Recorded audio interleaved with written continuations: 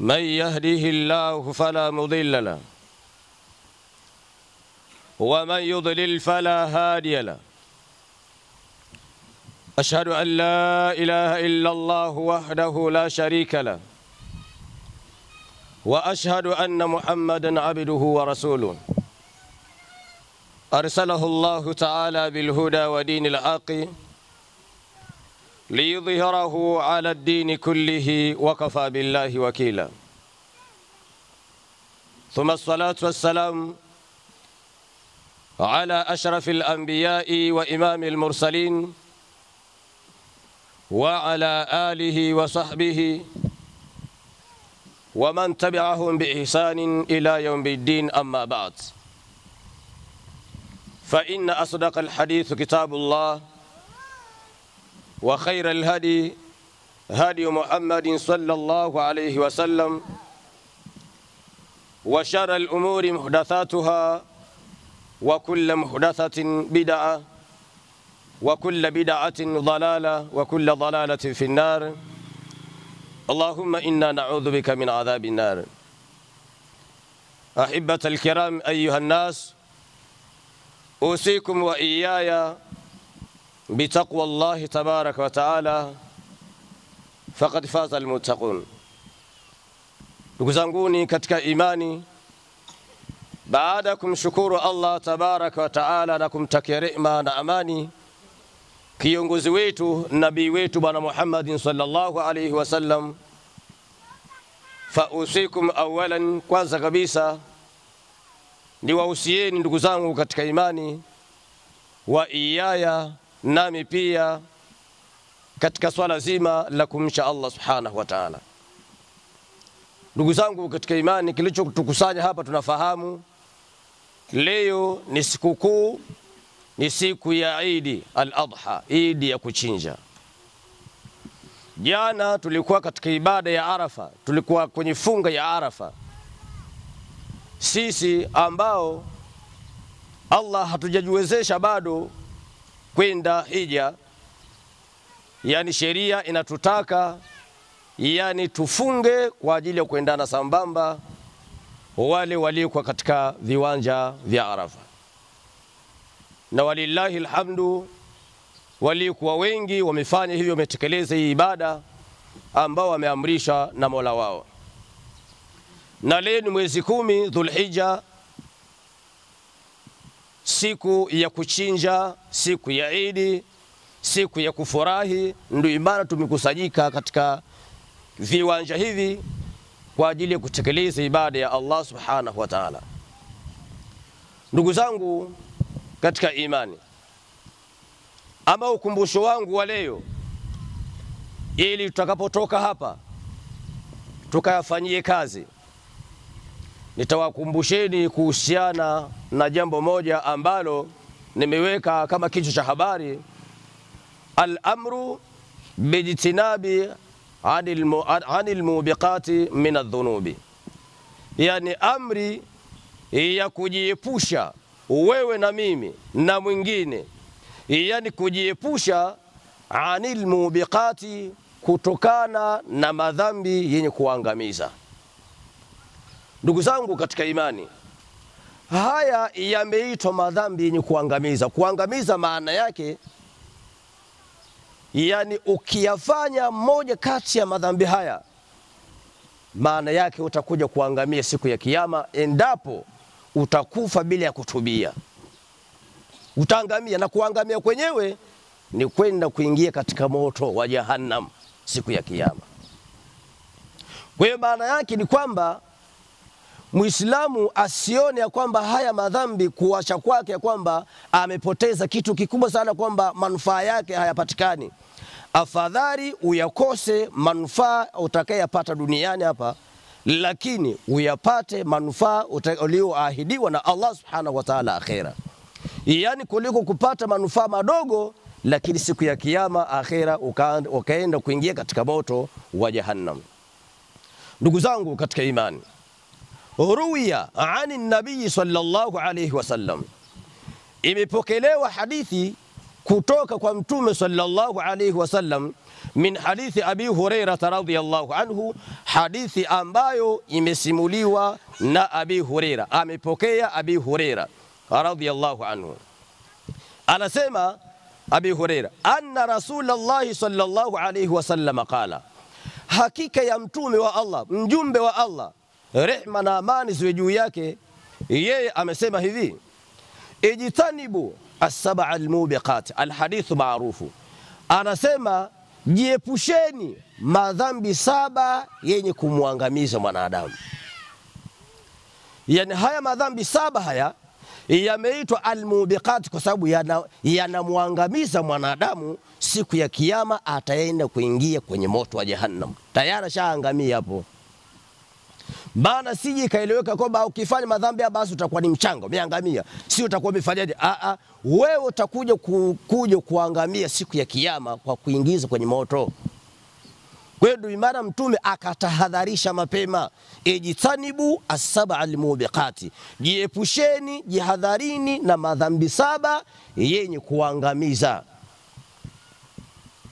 Akasema mtume sallallahu alayhi wasallam, maswahaba akasema, qalu ya Rasulullah, ewe mjumbe wa Allah, wama hunna, ni madhambi gani hayo?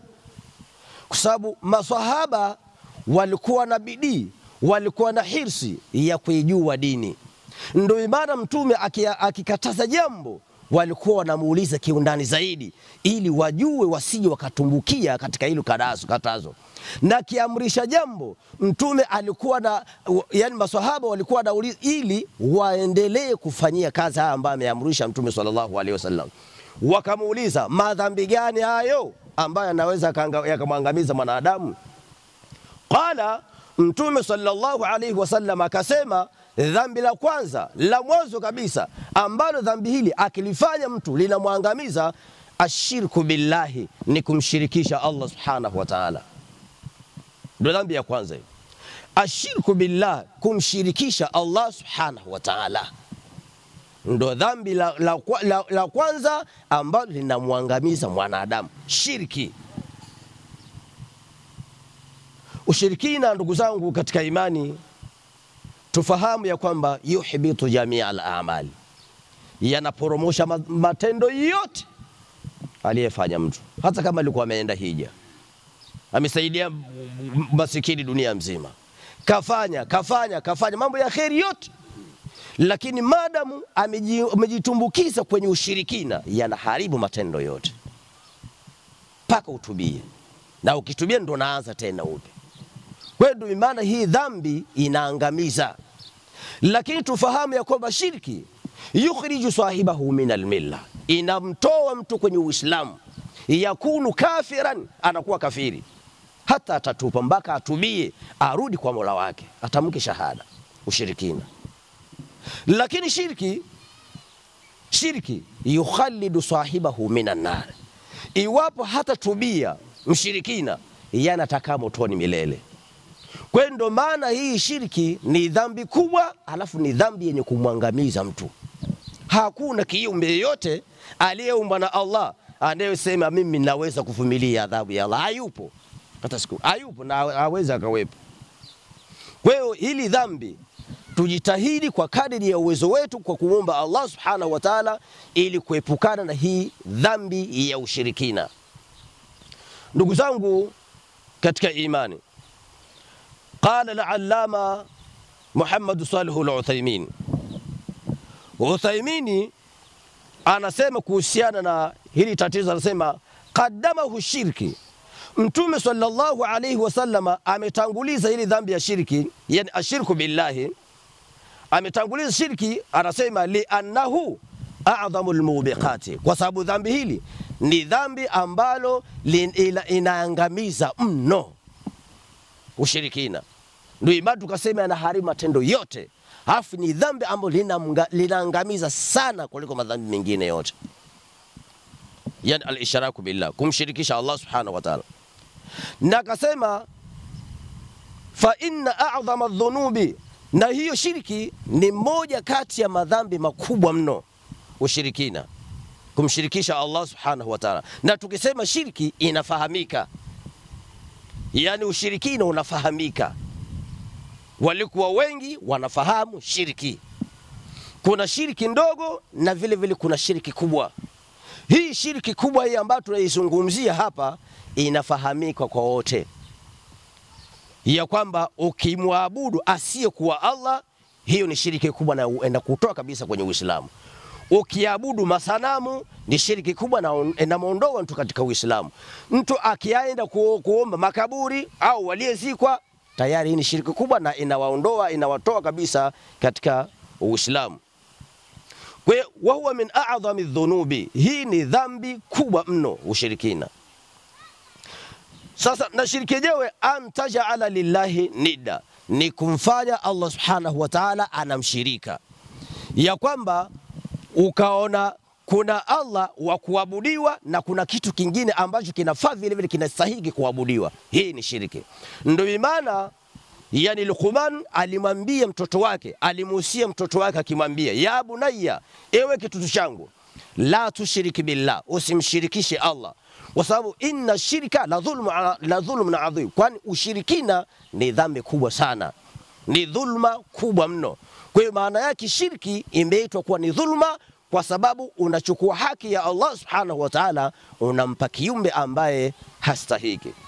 Kwa hiyo ndio maana adhabu yake ni kali mno, kwa sababu umechukua haki ya mwenyewe alafu kampa kiumbe. Ndugu zangu katika imani,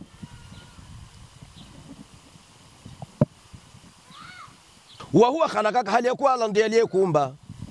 Wa shirku billahi, na kumshirikisha Allah subhanahu wa ta'ala, yatanawalu shirku birububiyatihi, yani kumshirikisha Allah inaingia yani shirki ya kumshirikisha Allah katika uumbaji wake. Ukasema Allah ameumba lakini kuna viumbe wengine anaweza kuumba, ni shiriki. Umemchanganya habari hapo. Maana yake yani umechukua haki ya Allah ukampa kiumbe mwingine. Kwa hiyo Allah ndo anayestahiki yani kupwekesha katika uumbaji. Kila kitu ameumba na Allah. Allahu khaliqu kulla shay, Allah ndiye muumbaji wa kila jambo. Lakini wa uluhiyati, na vile vile ushirikina unaingia katika uungu wake. Maana yake badala ya kumwabudu Allah subhanahu wa ta'ala ukaabudu kitu kingine. Vile vile au asmaihi wa sifati, vile vile inaingia katika sifa za Allah subhanahu wa ta'ala na majina yake. Maana yake watu wanaweza wakaingia katika ushirikina yani kwa kumshirikisha Allah katika majina yake na sifa zake. Ndugu zangu katika imani, famani itaqada, yeyote atakaye itikadi moyoni kwake ya kwamba anna ma Allahu khaliqan, yani pamoja na Allah kuna muumbaji mwingine, akaitikadi hivyo moyoni, au mu'inan, au yani mu'inan, yani ana msaidizi mwingine zaidi ya Allah subhanahu wa ta'ala, fahuwa mushriku, huyu mtu anahesabika kuwa ni mshirikina. Atakaye itikadi katika moyo wake ya kwamba kuna muumbaji mwingine zaidi ya Allah, na vile vile akaitikadi katika moyo wake yani au mu'inan, ya kwamba ana msaidizi mwingine zaidi ya Allah, fahuwa mushriku, huyu mtu anahesabika kuwa ni mshirikina. Au ahadan siwa Allah yastahiqu an yu'bada, au akaitikadi kwenye moyo wake ya kwamba kuna Mungu mwingine anayestahiki kuabudiwa, yani akaona kwamba yupo Mungu mwingine ambaye anastahiki vile vile kuabudiwa pamoja na Allah, huyu vile vile anahesabika mshirikina. Na akasema fa huwa mushrikun, huyu ni mshirikina illam yu'bad, hata kama hata kuwa amefanya ibada kumwabudia huyu, kuitikadi tu peke yake ya kwamba kuna Mungu mwingine, huyu tayari anahesabika ni mshirikina, hata sipoabudu kile kitu anachokiitakidi. Kwa hiyo ushirikina, ndugu zangu katika imani, umeenea katika sehemu kubwa sana. Majumbani mwetu ushirikina uko mwingi, yani sehemu za kibiashara yani ushirikina uko mwingi, na watu wamekwenda mpaka mnyozi imekufa na wameshaizoea dhambi la ushirikina, wameona kama ni jambo la kawaida tu. Kumbe shiriki hii au dhambi hili linamwangamiza mtu. Ashirku billah, ushirikina, kumshirikisha Allah subhanahu wa ta'ala. Ndugu zangu katika imani, fahuwa a'dham, na hii shirki ni dhambi kubwa.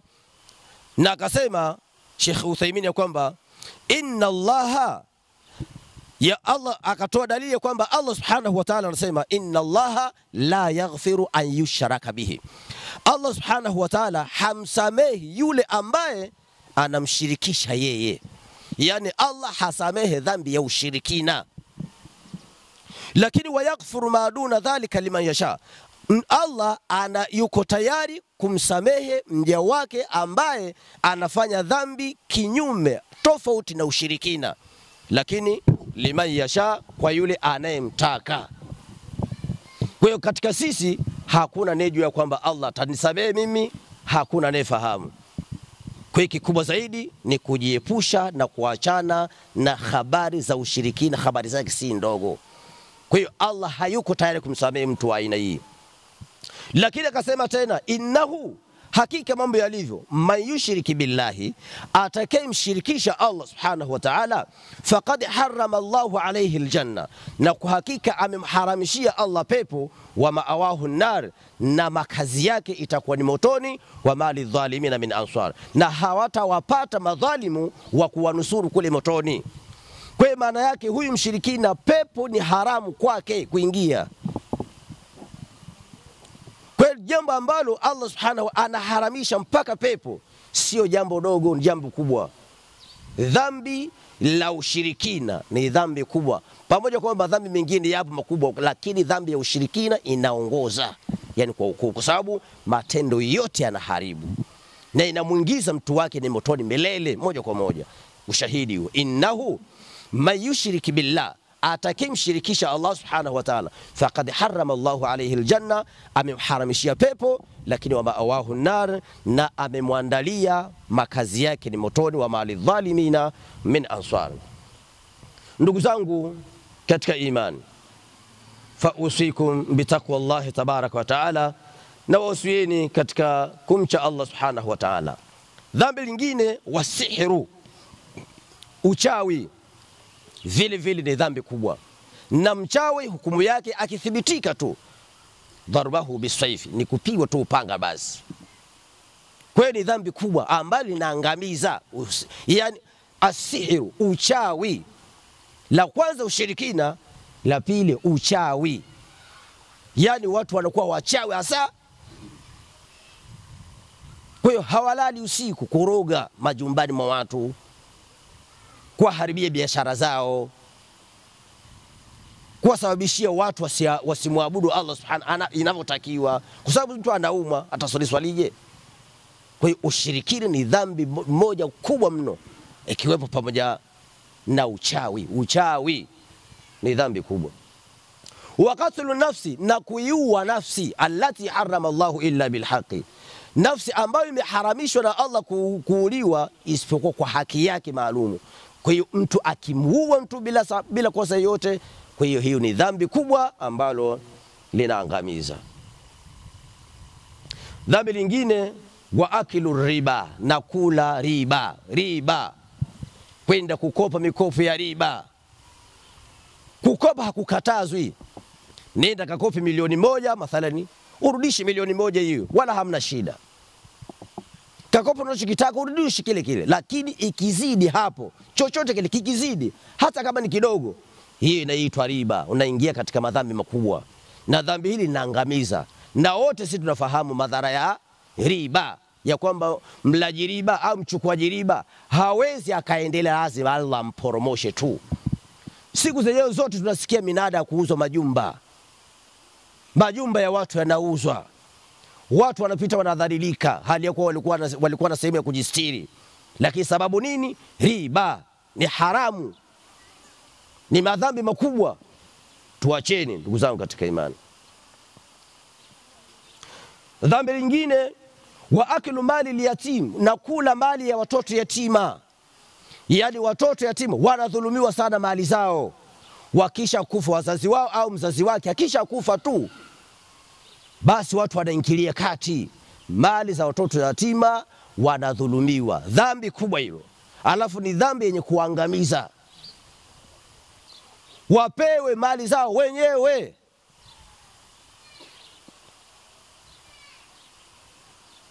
Dhambi nyingine wazafi yauma watawali yauma sahafi, na kukimbia katika uwanja wa vita akakimbia, ni dhambi kubwa. Lakini dhambi nyingine wakadhful muhsanati alghafilati almu'minati, yani kuwasingizia wanawake kwa uzinifu, yani waliyejisahau na dhambi lenyewe hawajafanya tu, lakini mtu akaamua kumchafua mtu ili mradi kutokana na matatizo yake aliyokuwa naye mwenyewe. Lakini hawa ni waumini. Kwa hili dhambi kubwa hili, ukikundulika ya kwamba wewe umemsingizia Muislamu mwenzio dhambi la zina, mzinifu huyu, ukamtangaza kwa watu, ukammahadisha, ukamdhalilisha, dhambi hiyo ni kubwa, sio dhambi ndogo. Inahitajika kutubia kabisa, na alafu ni dhambi yenye kuangamiza. Qadhful muhsanati almu'minati alghafilati, dhambi kubwa sana hiyo. Kwa hiyo haya madhambi tujiepushe na madhambi mengine yaliyobakia yote. Yad min kabairi dhulmi, hadi miongoni mwa madhambi makubwa. Ndugu zangu katika imani, fa usfikum wa iyaya bitaqwallah, na wausieni pamoja na kujihusia nafsi yangu juu ya kumcha Allah subhanahu wa ta'ala. Lakini nikiwakumbusheni kwamba leo ni siku ya kuchinja. Kwa hiyo waislamu wanatakiwa itekeleze hii ibada ya kuchinja, hata kama ilikuwa hojatia nia kwa sababu hakuwa na kitu, lakini leo umepata, tia nia. Hata kesho wewe chinja, kesho kutwa chinja, kesho. Hizi siku tatu hizi zote hizi ni siku al-aklu, za kula, wa shurbu na kunywa, wa dhikrillah, na kumtaja Allah subhanahu wa ta'ala. Na wale ambao Allah amewajalia yani wakapata mnyama wa kumchinja, basi wakitekeleza ibada hii wasiwasahau majirani zao, wasiwasahau marafiki zao, wasiwasahau watoto yatima, wasiwasahau wasiojiweza, wasiwasahau wale ambao hawajaolewa, ni wajane, wawakaribishe. Na vile familia zao sisahau, wajomba, mashangazi, akina dada huko, na vile wawakumbuke jamaa, wasikate undugu familia, wawe pamoja nao, washerekee sikukuu. Takabbalallahu minna wa minkum Eidul Fitr. Wabillahi tawfiq, wassalamu alaykum wa rahmatullahi wa barakatuh. Kalela Online TV, elimu ya dini, tiba ya jamii.